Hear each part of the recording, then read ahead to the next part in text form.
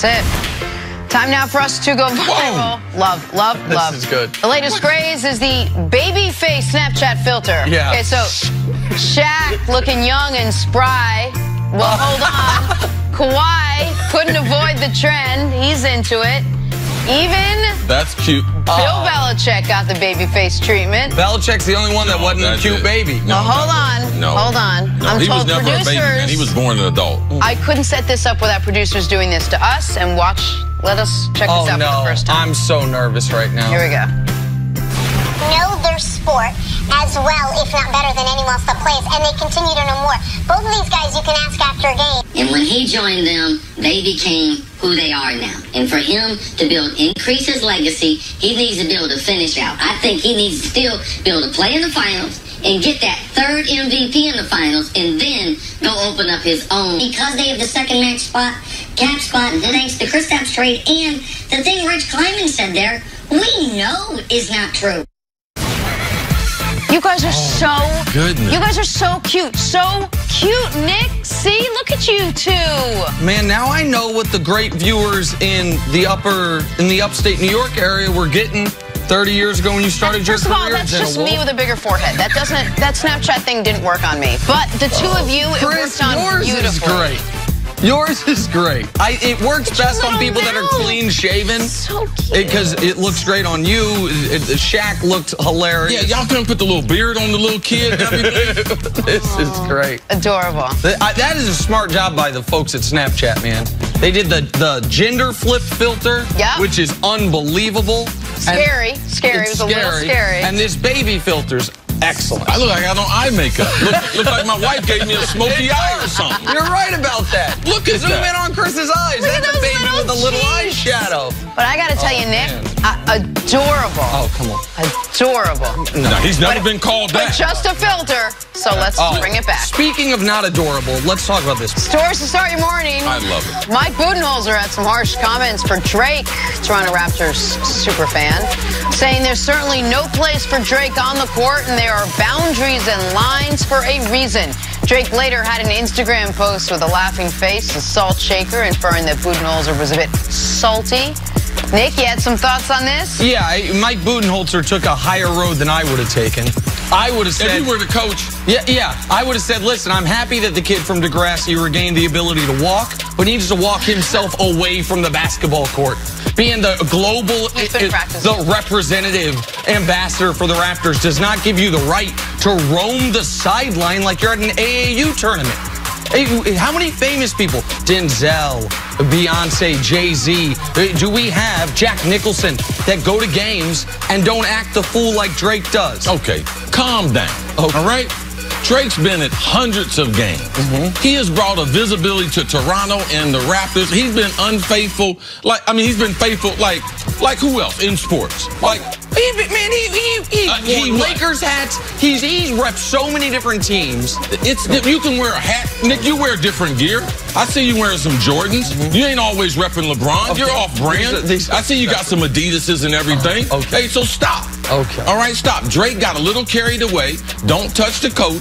Stay in a confined area. But let me tell you something. Man, when you grow up poor and you grow up a fan of the NBA, I'm getting some courtside seats, and shut up, coach. Do your job. I'm here doing my job. I'm not sure how poor your job. Drake grew up, but it's a separate issue. Doesn't matter. No, I'm talking about my own. When you do it, you're just prepping for when KD's a Knick next year. You want to be able to roam the sideline. Hey, listen, Knicks, if I'm not on the wood next year in New York, we got some problems. Go ahead, Jenna. Sorry. Moving on to people the Lakers could potentially have had on their staff had they actually reached out to people. Pat Riley says the Lakers never pursued him about a return to the team in a front office role. He admitted he did think about it. He did win 4 titles there as the head coach. See, should the Lakers have pursued Pat Riley? Nick Wright, I want you to tell America, what did Chris Carter say? Call Pat Riley. Yes, at the beginning. At the first day. Break glass in case of emergency. Anybody in basketball, if I can pick one guy to run my franchise, to get my team squared away, put me some principles in place, the foundation to start a franchise on, it is Pat Riley. He has a house in Malibu. that has a separate building attached to it for all his classic cars. He loves these cars. He gets to see them like once a year because he's in Miami. He desperately has wanted to end his career or get to retirement phase of life in LA, but he doesn't want to retire. Now all of a sudden he could go back to LA and not have to retire with the franchise he became an icon with, and they don't call. They don't call? Jenny Buss, if her dad's alive, Pat Riley's in the picture. But Jenny Buss and some of the others, the Rambuses, as soon as they invite Pat Riley into the room, out. You get ready to find out who's not as smart as far as basketball as soon as these other people open their mouth. It's unbelievable. Jesus. Finally, LeBron James, look at that clean hat, made a rare appearance at the Lakers facility on Monday when the team announced Frank Vogel as their new head coach. Don't get used to that LeBron sighting, though. Despite rumors about how prominent his role will be in recruiting a free agent, we're now hearing LeBron is expected to stay in the background to avoid the perception he's running the Lakers. Nick, how involved does LeBron need to be this summer? If the Lakers actually want LeBron to stay uninvolved in this or in the background, then, well, they're as crazy as an organization that has an opening at team president doesn't call Pat Riley. So I guess or at least would have been interested in it. I guess I can't be shocked by anything at this point. But he's their only hope. Why would Kyrie Irving go to the Lakers unless it is LeBron saying, hey, man, let's go. The team we beat for a championship, that team's about to exist again, assuming Kevin Durant leaves. Let's try to run this back. Hey, Kawhi, you know, I can look at you. I'm one of only a handful of people in the world that can look at you eye level as far as individual greatness. Let me sell you on why you should not worry about the reported dysfunction and team up with me. Like the Lakers for a team that has made so many missteps in the public eye, they are obsessed with public perception. Yeah. You would think that that an organization obsessed with public perception at the very least would get the PR right. Instead, they're obsessed with public perception and keep doing things that damage their public perception. If you're a Laker fan, you have to hope that while this is being reported, that LeBron is actively in the background working his connections, working the phones, because it's the only hope the Lakers have. Well, for one, if LeBron was not going to participate in free agency, people talk about this summer. Free agency's already started. These guys are already talking to each other. Agents are exchanging numbers. Agents are making plans. Like, you can't wait till June 30th at 6 p.m. when it kicks off. They moved off the kickoff instead of July 1st at midnight. They got a little smart. Well, let's just start at 6 o'clock. You know, so we don't have to stay up all night. But if you don't have LeBron James in the process, let's just say Nick and I are wrong and the Lakers are right. Who talks to Kawhi? So you don't have a conversation with KD, all right? So who talks to Kawhi? Who talks to Kyrie? Who sells them on the Lakers? Pelinka? Jenny Buss? Who do you have confidence in that can deliver a message as far as you coming here and win the championship? They don't have that person. So the Lakers, man, the Lakers have a real problem. And they have a problem even if LeBron is involved in free agency. And this is the part of, once again with the Lakers, where it is one thing to, and I understand this, to not want to bend over backwards to the whims of your best player. It is another thing to treat your best player differently than nearly every other organization treats their best players. When the Rockets wanted Chris Paul to consent to a trade there, essentially a free agent recruitment.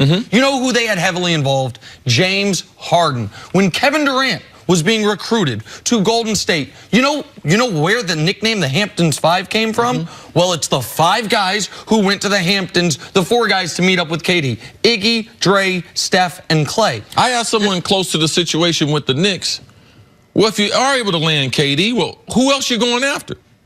Who does KD want? So if KD's wherever he goes, he's going to be involved. So now you got LeBron, greatest player that we've seen this generation. You're not going to have him involved? Like, it's totally the opposite way of going about. When LeBron went to Miami, what happened? Him and D-Wade talked.